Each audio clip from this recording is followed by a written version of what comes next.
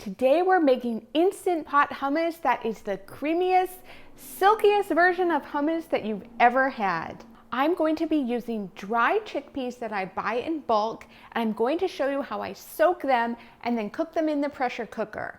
I'm also going to be sharing with you my secret technique for making the silkiest hummus you've ever had. Let's jump into this budget-friendly, plant-based recipe. So as I mentioned, I am using dried chickpeas that I bought off the internet. I will link them in the description box below. This bag, it's about a 2-pound bag. I'm almost finished with it. Costs about $8 or $9 and it's 2.5 pounds. So according to the nutrition label, that is 28 servings. So you can save quite a bit of money by buying your beans dried like this in bulk as opposed to buying them in cans. Now, of course, if you want to buy canned beans, that's fine too. I have found really good prices at stores like Trader Joe's and Walmart. But this method for making beans, cooking them from dried, is really the most budget-friendly and efficient way to do it. And it seems like there's an extra benefit from pressure cooking beans. It actually helps break down the lectins, which can be harder to digest for people. So I personally find that when I soak my beans and then I pressure cook them, both of those techniques combined together makes for a bean that's really easy to digest. So let me show you how to do it. So I have my beans here. These are chickpeas. They're also called garbanzo beans. Now I am going to measure out 1 cup. You could definitely double this recipe if you wanted. So I have my 1 cup of dried chickpeas. I'm just going to add them to a bowl. And then I have a little bit more than 2 cups of filtered water that I'm going to pour over the chickpeas. Now you want to make sure to use a fairly like a medium-sized bowl. You don't want to use too small of a bowl because the chickpeas are going to absorb the water over about 10 to 12 hours.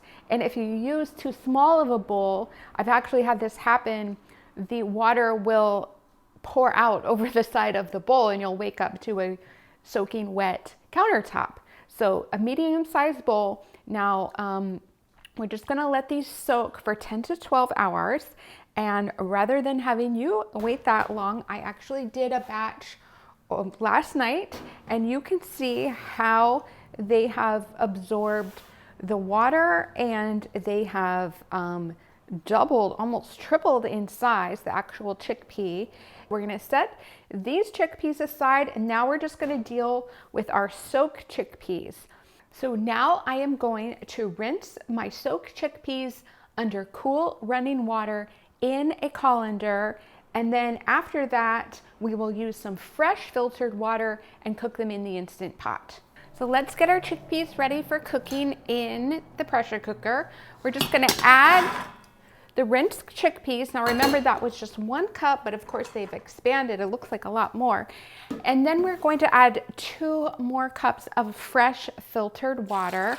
Now, if you are cooking these chickpeas from unsoaked, you'll need to add more water, and I'll link to a recipe in the description box below. But because we have our soaked chickpeas, they've absorbed so much of the water, we just need 2 cups more to get these chickpeas up to pressure. So we're going to lock on the lid. We're going to set the time to 25 minutes. I took off the keep warm. We're just going to let that run, and then we're going to let the pressure come down naturally for about 15 minutes after that. So I'll meet you back here when these are done cooking.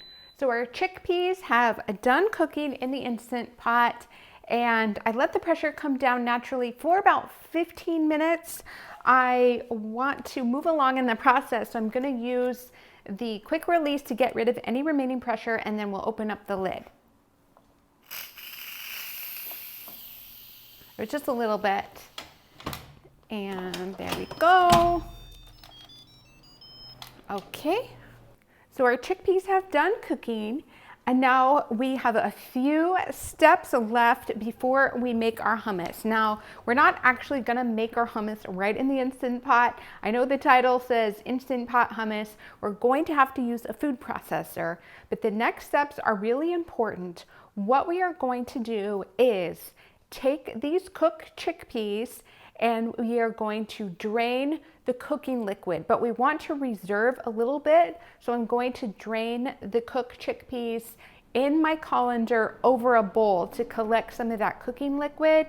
And if you watched my video on my 3 chickpea dessert recipes, you will remember that this cooking liquid from the chickpeas is called aquafaba, and it can be used to make unbelievably a chocolate mousse with no cream, no eggs, whatever you use normally to make mousse, but you use this aquafaba, and for some magical reason, when you mix it up, it creates this lovely foam.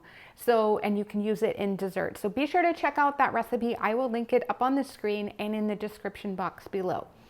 Now, the next step after we rinse the chickpeas is the most tedious part. And this is the secret to making the creamiest, silkiest hummus that you've ever had. Now, full disclosure, I stole this tip from my husband's friend, John, he's an American. He's originally from Lebanon. And he shared this secret with me a few years ago when he hosted us for a beautiful lunch. He made all kinds of traditional Lebanese dishes. It was one of the best feasts that we've ever had. It was so beautiful. And of course he had homemade hummus, and it was just so silky. I couldn't believe it. So I asked him, John, how do you get your hummus so silky? And so the secret tip is that you actually have to peel the cooked chickpeas. Now, this is an incredibly tedious job, and so you might want to throw on a podcast or some good music while you're doing this. It just takes about 10 minutes or so, but you just use your hands. I like to just leave them in the colander and try to get as many as I can of the peels off. You don't have to be perfect, but just do your best to peel off as many of those peels as you can. You can just throw the peels away. And then once you have the peeled chickpeas, that's when it's time to make the hummus.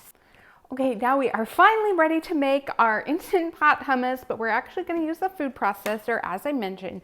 So we have about our 2 cups of cooked chickpeas. So we started with 1 cup of dry chickpeas. I'm estimating it's about 2.5 cups. It's probably the equivalent of one of your basic cans of cooked chickpeas. If you want to make this hummus using canned chickpeas, you can.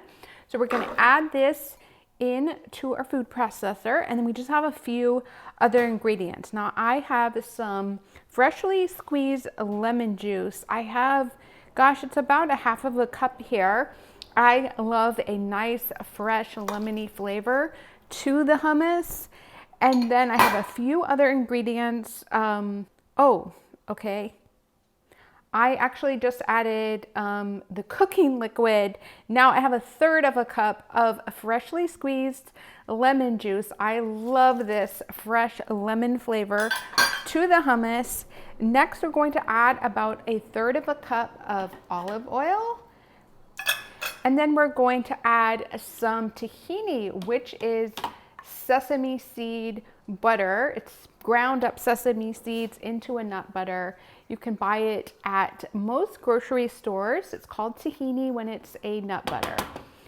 And so we are just gonna blend this all up. Oh, I have one more ingredient. I have a little spice mixture here. Now I have a little bit of ground cumin, I have some sea salt, and some ground dried garlic. Now, if you really like a garlic flavor, you can use fresh garlic. I find that fresh garlic bothers my stomach, but that the dried garlic is okay in moderation. So let's blend this up.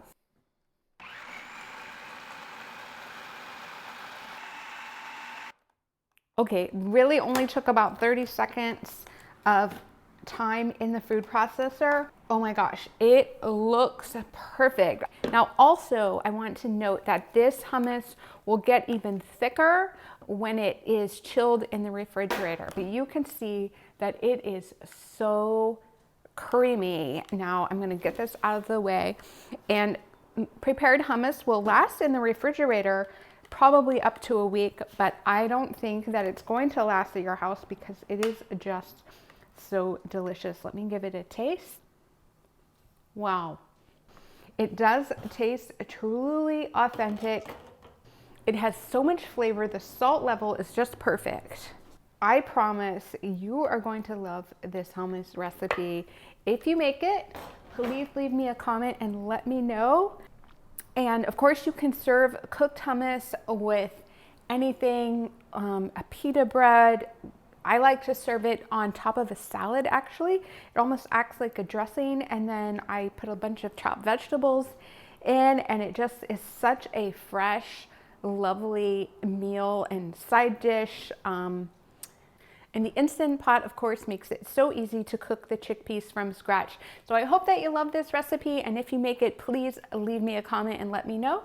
And be sure to check out my playlist with some of my other Instant Pot basic recipes for everything from how to cook sweet potatoes to how to make baked potatoes in the Instant Pot. I think that you'll like that playlist, and I'll see you in the next video. Bye, everybody.